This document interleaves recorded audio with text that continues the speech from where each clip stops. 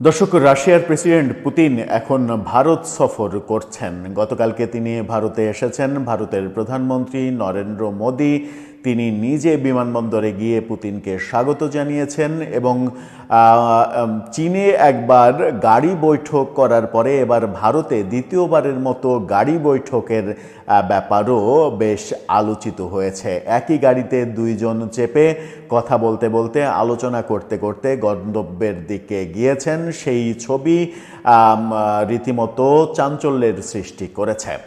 ভারতে এখন রীতিমতো উৎসবের রব চলছে রাশিয়ার প্রেসিডেন্টকে কেন্দ্র করে। ওদিকে যুক্তরাষ্ট্রের চাপ সত্ত্বেও ভারত রাশিয়ার প্রেসিডেন্টকে নিয়ে মাতামাতি করছে। রাশিয়ার সঙ্গে বেশ কিছু সামরিক চুক্তির ব্যাপারেও ভারত অগ্রসর হয়েছে, এরকম খবরও পাওয়া যাচ্ছে।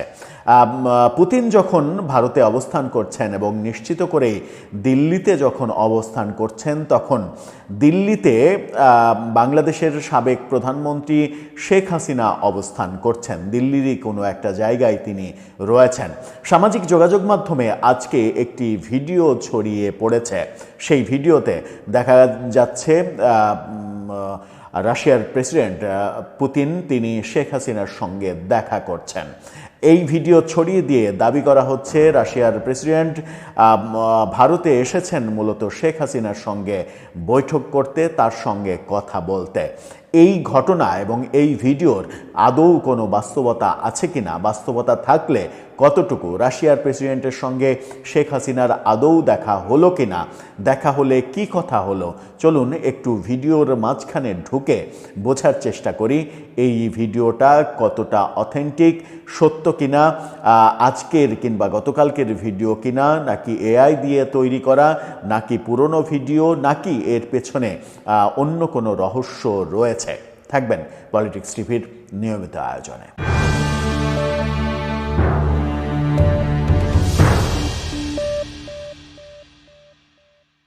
দর্শক, বলছিলাম রাশিয়ার প্রেসিডেন্টকে নিয়ে শেখ হাসিনাকে জড়িয়ে একটি ভিডিও সামাজিক যোগাযোগ মাধ্যমে ছড়িয়ে পড়েছে। সামাজিক যোগাযোগ মাধ্যম সয়লাভ হয়ে গেছে একটা ভিডিওতে, যেখানে দেখা যাচ্ছে রাশিয়ার প্রেসিডেন্ট পুতিন শেখ হাসিনার দিকে এগিয়ে যাচ্ছেন। শেখ হাসিনা এগিয়ে এসে তার সঙ্গে করমর্দন করলেন। তারপরে পাশাপাশি দুটো চেয়ারে বসে তারা আলোচনা করছেন। কিন্তু ভিডিওটা আপনারা একটু দেখে নিন, দেখতে থাকুন। সেই ভিডিওতে তারা যে জায়গায় বসে কথা বলছেন, যে দুই চেয়ারে বসে কথা বলছেন, সেই দুই চেয়ারের পেছনে বাংলাদেশের কিংবা রাশিয়ার কোনো পতাকা নেই। তার মানে এই বৈঠকটা আবার এটাও মিন করছে না যে রাশিয়া বাংলাদেশের রাষ্ট্রীয় পর্যায়ের কোনো মিটিং, রাষ্ট্রীয় পর্যায়ের কোনো বৈঠক হলে পেছনে রাশিয়া বাংলাদেশের পতাকা থাকার কথা। কিন্তু এই মিটিংটার ব্যাকগ্রাউন্ড আবার এমন কোনো বিশেষ কিছু ইঙ্গিতও করছে না যে এটা এখানে ওটা ওখানে, এরকম কিছু ইঙ্গিত করছে না। কিন্তু ভিডিওর যে রেজুলেশন বলছে এই ভিডিওটা নতুন ভিডিও না, এই ভিডিওটা পুরনো ভিডিও, রেজুলেশনের কথা বলছে। যদিও এখন পর্যন্ত রিউমার স্ক্যানার কিংবা এরকম কোনো অথেন্টিক কর্তৃপক্ষের কোনো বক্তব্য আমরা এখন পর্যন্ত জানতে পারিনি, কিন্তু আমাদের অবজারভেশনে এই ভিডিওটা মনে হয়েছে পুরনো মনে হওয়ার প্রেক্ষিতে এই ভিডিওটা এআই দিয়ে তৈরি করাও মনে হচ্ছে না। এআই দিয়ে তৈরি করা হলে এটার রেজুলেশন, স্মার্টনেস অনেক বেশি তরতাজা, চকচকে, উজ্জ্বল হবে, কিন্তু সেই উজ্জ্বল্য কিংবা চকচকে ভাব এই ভিডিওতে নেই। রেজুলেশন খুবই লো রেজুলেশনের ভিডিও। সুতরাং এই ভিডিওটা দেখে মনে হচ্ছে যে এই ভিডিওটা হয়তো পুরনো কোনো সময়ের ভিডিও। বাংলাদেশের বাইরে অন্য কোথাও রাশিয়ার প্রেসিডেন্টের সঙ্গে বাংলাদেশের প্রধানমন্ত্রী থাকাকালীন শেখ হাসিনার কোথাও একটা বৈঠকের হয়তো এটা চিত্র। আমরা যেহেতু এই ভিডিওর সোর্স জানি না, সেহেতু নিশ্চিত করে বলতে পারছি না যে এই ভিডিওটা কোথাকার বৈঠক। কিন্তু এই ভিডিওটাকেই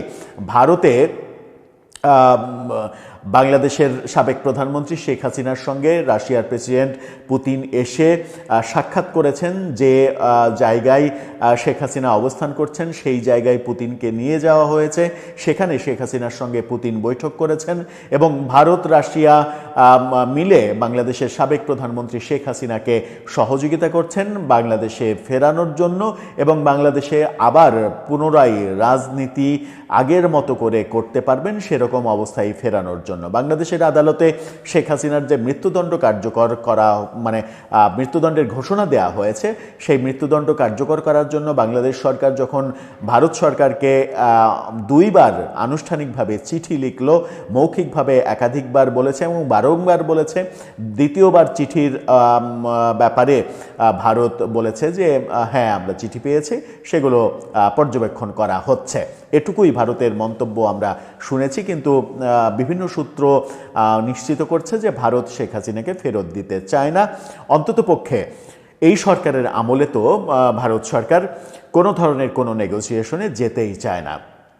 এরকম একটা মুহূর্তে রাশিয়ার প্রেসিডেন্ট পুতিন যখন ভারত সফর করছেন তখন এই ভিডিওটা শেখ হাসিনার সঙ্গে তার হ্যান্ডশেক, তার বৈঠক, এই ভিডিওটা ছড়িয়ে দিয়ে দাবি করা হচ্ছে রাশিয়ার প্রেসিডেন্ট শেখ হাসিনার সঙ্গে বৈঠক করেছেন এবং মোদি পুতিন মিলে, ওদিকে ডোনাল্ড ট্রাম্প, এই তিন শক্তি মিলে বাংলাদেশে শেখ হাসিনাকে পুনরায় বড় মানে পাওয়ার দিয়ে বাংলাদেশে ফেরত পাঠানোর চেষ্টা চলছে। আওয়ামী লীগের যারা অ্যাক্টিভিস্ট তারা এই ভিডিওটা ছড়িয়ে দিয়ে সেরকমটা দাবি করছেন, কিন্তু সেই দাবির মানে ব্যাপারে আদৌ কোনো ভিত্তি থাকতে পারে কিনা, যখন আমরা দেখছি যে এই ভিডিওটা অনেক পুরনো ভিডিও, রেজুলেশন দেখে তাই মনে হচ্ছে অনেক পুরনো ভিডিও, এবং ভিডিওর পেছনে যখন বাংলাদেশ এবং রাশিয়ার কোনো পতাকা নেই তখন আবার সেটার পেছনে আওয়ামী লীগের অ্যাক্টিভিস্টরা যে দাবি করছে যে